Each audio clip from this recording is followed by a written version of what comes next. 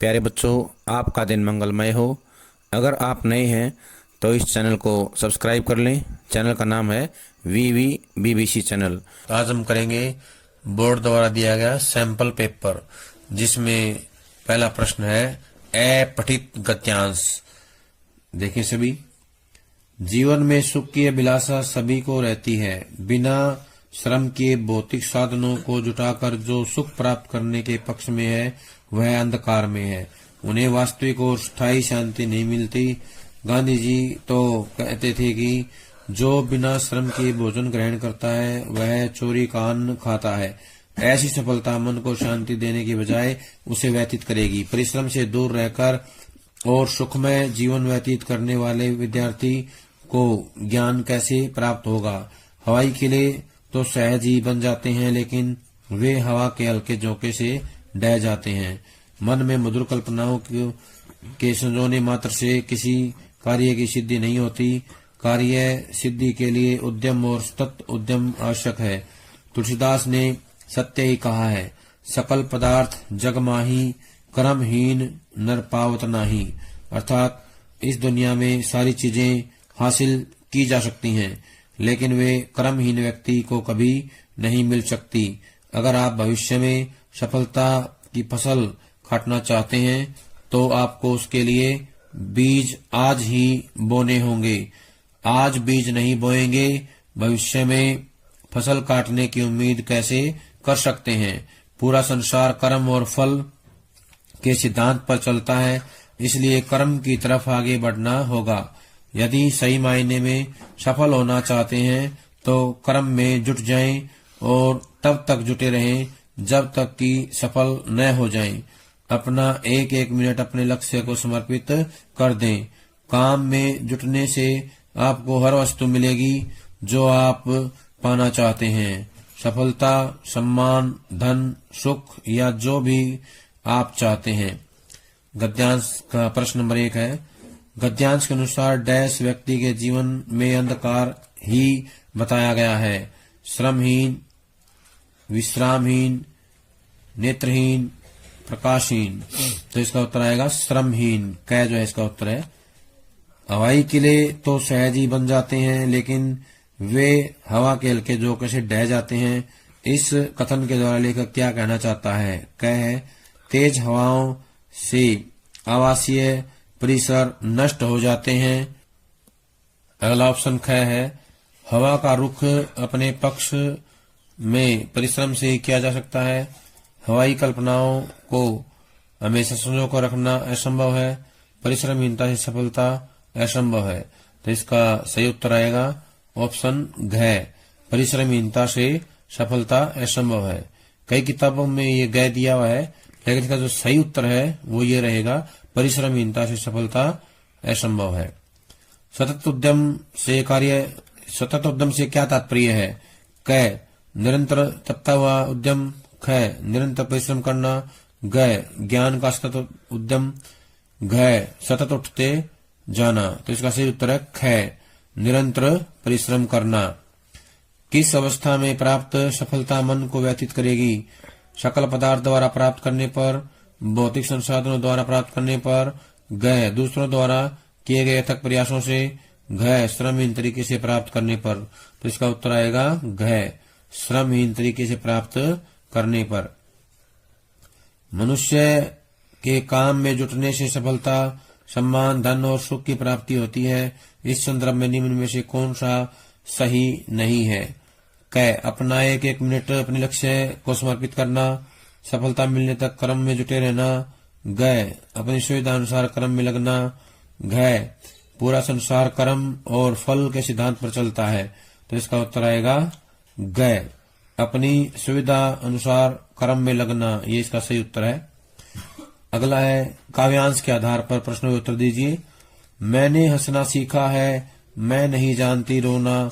वर्षा करता पल पल पर मेरे जीवन में सोना। मैं अब तक जान न पाई कैसी होती है पीड़ा। हंस हंस जीवन में कैसे करती है चिंता क्रीड़ा। जग है ऐसार सुनती हूँ, मुझको सुखसार दिखता। मेरी आंखों के आगे सुख का सागर लहराता, कहते हैं होती जाती खाली जीवन की प्याली, पर मैं उसमें पाती हूँ प्रतिपल मिद्रा मत वाली। उत्साह उमंग निरंतर रहते मेरे जीवन में, उल्लास विजय का सत्ता मेरे मत वाले मन में, आशा आलोकित करती मेरे जीवन के प्रतिक्षण है, श्रवण सूत्र से वलयित मेरी असफलता के घन, सुख भरे सुनहले बादल रहते हैं मुझको बादल घेरे, विश्वास प्रेम साहस हैं जीवन के साथी मेरे। प्रश्न नंबर 1 है, वर्षा करता पल पल मेरे जीवन में सोना, कवित्री का सोना से क्या अभिप्राय है? श्रवण, कंचन, आनंद, आराम। तो इसका आएगा गय उत्तर, आनंद। असफलता के बादलों को कवित्री ने किससे घेर कर रखा है? क, असफलता के बादलों को सोने की छड़ी से घेर कर रखा है। ख, कवित्री सफलता में भी असफलता की आशा से भरी रहती है। ग, कवित्री ने असफलता के बादलों को सोने के सूत्र में घेर कर रखा है। घ, बादल के बरसने पर निकलने वाली बूंदों से, क्योंकि इनसे नव सृजन होता है। तो इसका उत्तर आएगा ग, कवित्री ने असफलता के बादलों को सोने के सूत्र से घेर कर रखा है, ये इसका सही उत्तर है। अगला प्रश्न है प्रश्न नंबर 3, कवित्री द्वारा विश्वास प्रेम और साहस को अपना जीवन साथी बनाकर रखना यह निष्कर्ष निकालता है कि क, अनुकूल परिस्थितियां सदैव वश में नहीं रह सकती। ख, विपरीत परिस्थितियों में भी आशा का दामन नहीं छोड़ना चाहिए। ग, जीवन में हितकारी साथी सदैव साथ होने चाहिए। घ, प्रेम विश्वास और साहस की डोर सदैव लंबी होती है। तो इसमें जो उत्तर आएगा वो आएगा ख, विपरीत परिस्थितियों में भी आशा का दामन नहीं छोड़ना चाहिए, ये इसका उत्तर है, विपरीत परिस्थितियों वाला। अगला है, कवित्री असफलताओं को किस रूप में स्वीकार करती है? क, प्रसन्नता के साथ ग्रहण करती है। ख, वेदनामयी अवस्था में ग्रहण करती है। ग, तिरस्कार कर देती है। घ, हताश होकर स्वीकार करती है। तो इसका उत्तर आएगा क, प्रसन्नता के साथ ग्रहण करती है। क इसका उत्तर है। अगला प्रश्न है, आधुनिक जीवन में भी मनुष्य के सामने अनेक समस्याएं आती हैं, इस काव्यांश के माध्यम से समस्याओं का समाधान कैसे किया जा सकता है? क, मनुष्य हताश होकर सहायतार्थ समस्याओं को हल करने का प्रयास अथक भाव से करे। ख, मनुष्य हताश न हो और समस्याओं का हल करने का प्रयास अथक भाव से करे। ग, निरंतर प्रयासरत रहकर परस्परावलंब से जीवन पथ पर गतिमान रहे। तो इसका सही उत्तर आएगा ख। कुछ किताबों में ग भी दे रखा है, लेकिन इसका 100% सही उत्तर आएगा ख। मनुष्य हताश न हो और समस्याओं का हल करने का प्रयास अथक भाव से करे, यानी बिना थके समस्याओं को हल करने में लगा रहे। तो इसका सही जो उत्तर है 100% वो आएगा ख। अगला प्रश्न है, अथवा में दिया गया है, काव्यांश का ही है, काव्यांश पढ़ेंगे पहले। खेती की धरती बने न बंजर, चले न जादू टोना, टुकिया दादी अन्नो बेटी झूम झूम कर गाएं, पकी फसल को डसने वाले सफल नहीं हो पाए, सत्यमेव जयते बन बन के खाएं भर भर दोना, सुखवा दुखवा गंगू पंगू खुद ही जोते बोए, अपनी फसल आप ही काटें और न ज्यादा रोएं, जो खोया सो खोया भैया वक्त अब न खोना, प्रगति पथ पर निर्माणों के नव सौरभ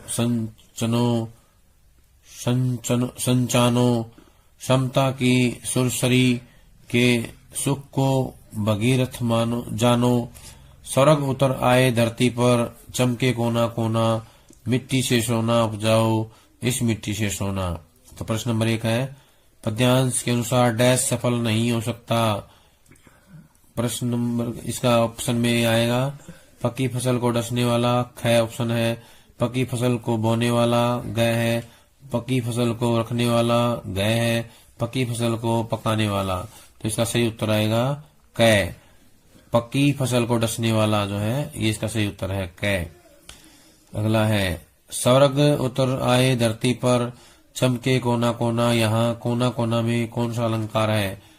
कै में यमक अलंकार, ख उपमा अलंकार, गै पुनरुक्ति प्रकाश अलंकार, घ उत्प्रेक्षा अलंकार। तो इसका सही उत्तर आएगा पुनरुक्ति प्रकाश अलंकार। ये जो इसका उत्तर है पुनरुक्ति प्रकाश अलंकार। निम्नलिखित में से सुरसरी के दोनों ठीक पर्यायवाची पहचानिए। सुरसरी के पर्यायवाची बताने हैं। क में गंगा और वीणा पानी, ख देव नदी और भागीरथी, ग त्रिपथगा और भास्कर, घ मंदाकिनी और सरिता। तो इसका उत्तर आएगा ख देव नदी और भागीरथी। ख इसका उत्तर है देव नदी और भागीरथी। काव्यांश का उचित डैश शीर्षक है। परिश्रम और कल्पना, मेहनत का फल हमेशा सुखदायी होता है, मेहनत और स्वतंत्रता, छल बल से सफलता।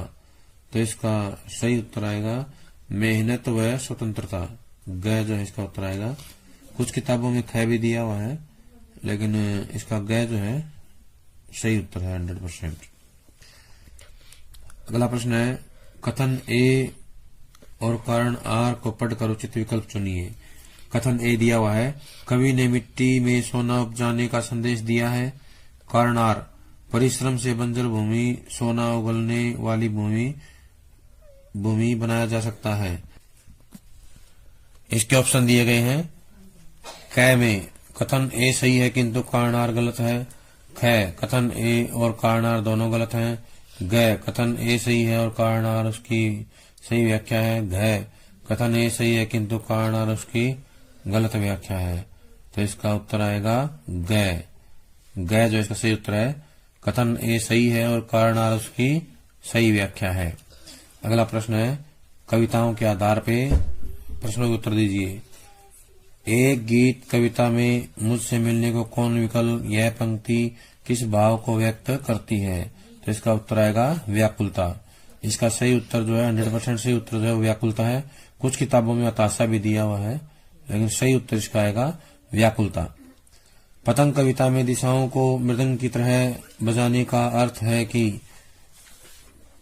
पास में ढोलक की दुकान है, आसपास का वातावरण संगीतमय हो गया है, चारों दिशाओं में ढोलक बजाए जा रहे हैं, बच्चे छतों पर ढोल बजाते हुए नृत्य कर रहे हैं। तो इसका सही उत्तर आएगा ख, आसपास का वातावरण संगीतमय हो गया है।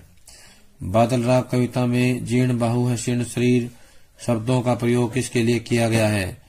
क शोषक वर्ग के लिए, ख शोषित वर्ग के लिए, ग बादलों के लिए, घ किसान वर्ग के लिए। तो इसका सही उत्तर आएगा घ किसान वर्ग के लिए। सहेहु विपिन ही मातब बाता पंक्ति में आतब का क्या अर्थ है?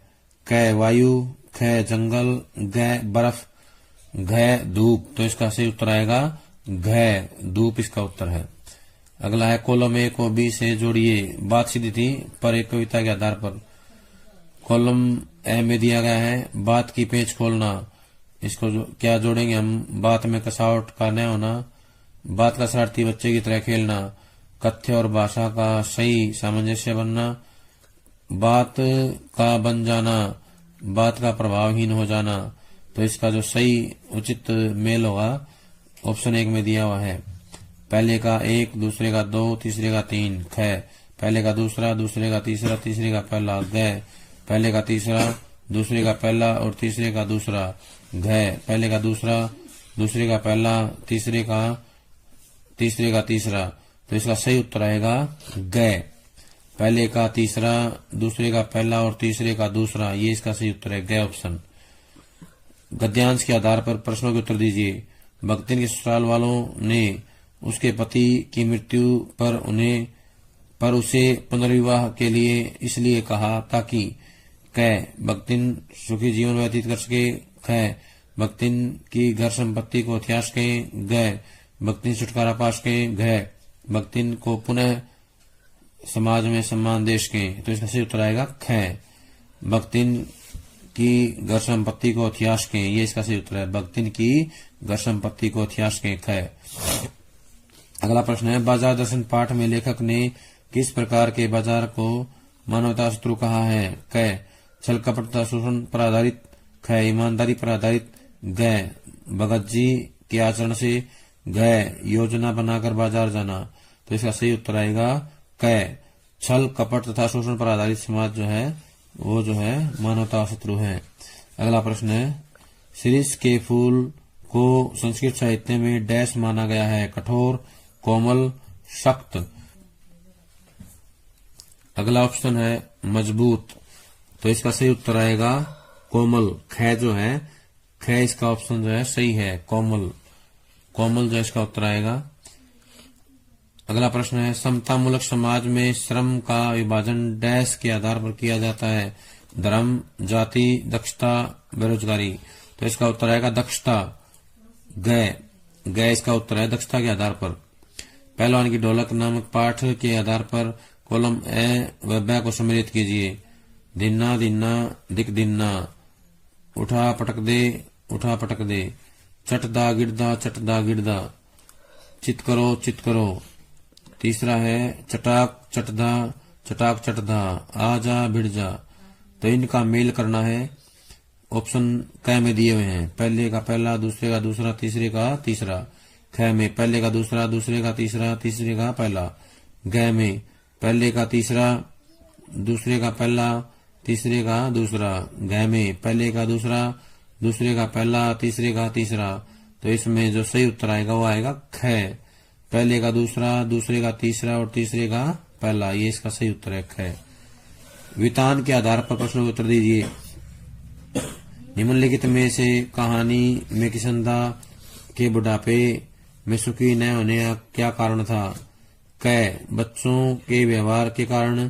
ख, यशोधर पंत के व्यवहार के कारण। ग, कर्मकांडी होने के कारण। घ, सेवानिवृत्ति के बाद मित्रों के अपने घर पर रहने की पेशकश न करने के कारण। तो इसका उत्तर आएगा घ, सेवानिवृत्ति के बाद मित्रों के अपने घर पर रहने की पेशकश न करने पर, ये इसका उत्तर है। आनंद अपनी उम्र के हिसाब से अधिक डैश प्रतीत होते थे। तो इसमें दिया ऑप्शन भोले, जिज्ञासु, विवेकी, अभिमानी। तो इसमें जो है उत्तर आएगा ग, विवेकी। विवेकी जो इसका सही उत्तर है। कुछ एक में जिज्ञासु है, ये भी ठीक है। मोहनजोदड़ो की सभ्यता की सबसे प्रमुख विशेषता है राजपोषित सभ्यता, धर्म पोषित सभ्यता, समाज पोषित सभ्यता, जाति विशेष द्वारा पोषित सभ्यता। तो इसका उत्तर आएगा समाज पोषित सभ्यता। ग जो इसका राइट आंसर है, समाज पोषित सभ्यता। सिंधु घाटी की सभ्यता के संबंध में कौन सा कथन सही नहीं है?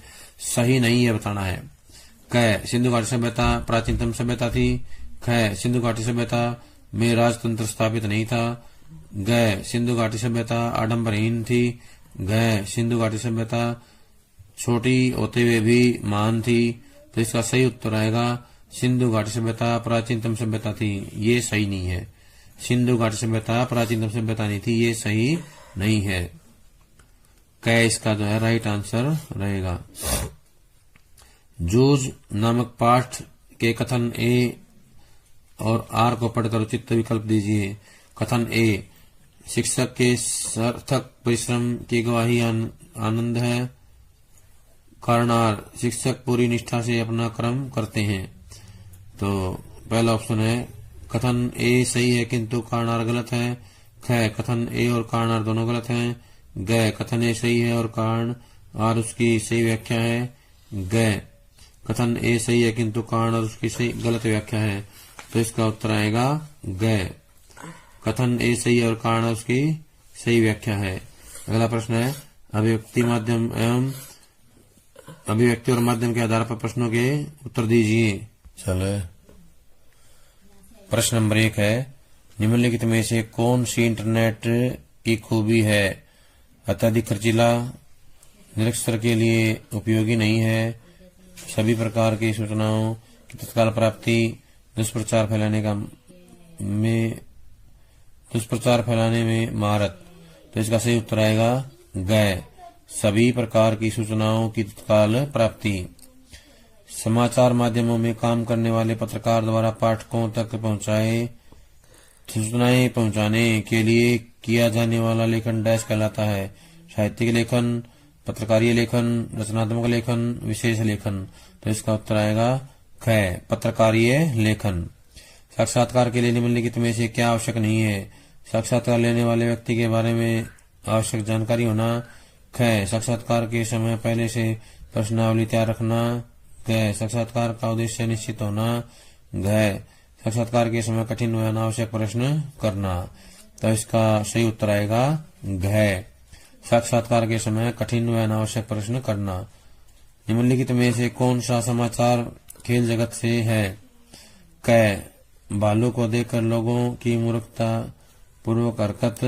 ख, तुर्की में भूकंप से जानमाल की भारी हानि। ग, सीनियर सेकेंडरी परीक्षा कल से। घ, प्रधानमंत्री ने खिलाड़ियों की खुराक भत्ते बढ़ाने की घोषणा की। तो इसका उत्तर आएगा खेल जगत की खबर ये घ है।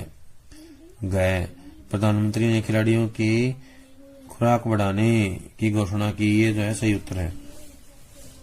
स्तंभ लेखन का मौका डैश को दिया जाता है? किसी भी लेखक को, पत्रकार को, संपादक को, लेखक विशेष को। तो इसका उत्तर आएगा किसी भी लेखक विशेष को जो है दिया जाता है, ये इसका सही उत्तर है।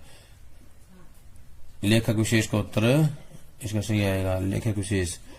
कोई भी लेखक विशेष जो है इसका होगा। अगला है व्याकरण के आधार पर प्रश्नों के उत्तर दीजिए। रीत्यानुसार शब्द का संधि विच्छेद कीजिए। यह है रीति जमानुसार, रीति जमानुसार, रीति जमानुसार, रीत्य जमानुसार। तो इसका सही उत्तर आएगा ग, रीति जमानुसार, ये इसका उत्तर है। निम्नलिखित को कॉलम ए बी से मिलाइए। चवन्नी कर्मधारी है, धीरे धीरे, द्विगु, जल थल, दवंदव, कमल नयन, अविभाव समास। तो इसमें क में ऑप्शन है पहले का दूसरा, दूसरे का चौथा, तीसरे का दूसरा, चौथे का पहला। ख, पहले का पहला, दूसरे का दूसरा, तीसरे का तीसरा, चौथे का चौथा। ग, पहले का तीसरा, दूसरे का पहला, तीसरे का चौथा, चौथे का दूसरा। घ, पहले का चौथा, दूसरे का दूसरा, तीसरे का पहला, चौथे का तीसरा। तो इसका उत्तर आएगा क, पहले का दूसरा, दूसरे का चौथा, तीसरे का दूसरा और चौथे का पहला, ये इसके सही उत्तर है। निम्नलिखित में शुद्ध वाक्य छांटिए। क, मैं यह काम आसानी पूर्वक कर सकता हूँ। यह काम मैं आसानी के साथ कर सकता हूँ। यह काम मैं आसानी सहित कर सकता हूँ।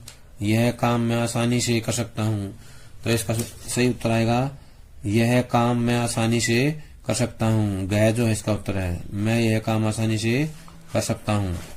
मैंने गुनगुने गर्म पानी से स्नान किया। इस वाक्य में क्या दोष है? शब्द क्रम संबंधी, मुहावरे संबंधी, पुनरुक्ति संबंधी, प्रसंग संबंधी। तो इसका सही उत्तर आएगा पुनरुक्ति संबंधी दोष है। इसमें पुनरुक्ति संबंधी दोष जो है इस वाक्य में है। अगला प्रश्न है योगदान में डैश समास है? अव्ययी भाव समास, कर्मधारय समास, बहुब्रीहि समास, तत्पुरुष समास। तो इसका उत्तर आएगा तत्पुरुष समास। योगदान में तत्पुरुष समास है। नैतिक शिक्षा के आधार पर प्रश्नों के उत्तर दीजिए। अब्दुल हामिद को मरणोपरांत डैश पदक से सम्मानित किया गया? भारत रत्न, परमवीर चक्र, पद्मश्री, पद्म विभूषण। तो इसका आएगा परमवीर चक्र। ख जो है इसका उत्तर है परमवीर चक्र। 3 वर्ष की पाबंदी के दौरान दुर्गा भाभी ने किस विद्यालय में शिक्षक के रूप में काम किया या कार्य किया? ऑप्शन क्या है? प्यारेलाल कन्या विद्यालय गाजियाबाद, मोंटेसरी स्कूल लखनऊ, ग बाल निकेतन विद्यालय मंदिर दिल्ली, घ इनमें कोई नहीं। तो इसका उत्तर आएगा क, प्यारेलाल कन्या विद्यालय गाजियाबाद, ये इसका उत्तर है। क इसका उत्तर रहेगा। गरीब और पिछड़ी जाति के बच्चों के प्रति बसु ने क्या विचार थे या बसु ने क्या कहा? क, आदमी परिश्रम से ही ऊंचा होता है, धन या जाति से नहीं। ख, मनुष्य बलहीन तो आत्मबल के गिरने या नष्ट होने से होता है। ग, क और ख दोनों। घ, क और ख में से कोई नहीं। तो इसका उत्तर आएगा ग, क और ख दोनों, ये इसका उत्तर है, क और ख दोनों। सास से मर जाने पर मुझे बागी का खिताब देना, यह किसका कथन है? क, रास बिहारी बोस, ख, सचिन चंद्र सान्याल, घ, करतार सिंह सराभा, घ, सरदार वल्लभ भाई पटेल। तो इसका उत्तर आएगा घ, करतार सिंह सराभा। निम्नलिखित में से कौन सा वाक्य शुद्ध है? इन चार में से कौन सा वाक्य बुद्ध द्वारा बताए गए 4 सत्यों में से एक है? एक नहीं है। निम्नलिखित में से कौन सा वाक्य बुद्ध द्वारा बताए गए 4 सत्यों में से नहीं है? संसार दुखों का घर है, संसार सुखों का घर है, दुखों का मूल कारण मनुष्य की तृष्णा एवं लालसा है, तृष्णा का पर विजय पाकर दुखों पर मुक्ति पाई जा सकती है। तो इसका सही उत्तर आएगा संसार सुखों का घर है। ख इसका उत्तर है, संसार सुखों का घर है। प्यारे बच्चों, ये था सैंपल पेपर बोर्ड में जो है दिया गया था, तो इसको याद कर लें। इसमें से काफी प्रश्न जो है एनुअल एग्जाम में मार्च में आने की संभावना है। सभी को याद कर लें। बहुत बहुत धन्यवाद।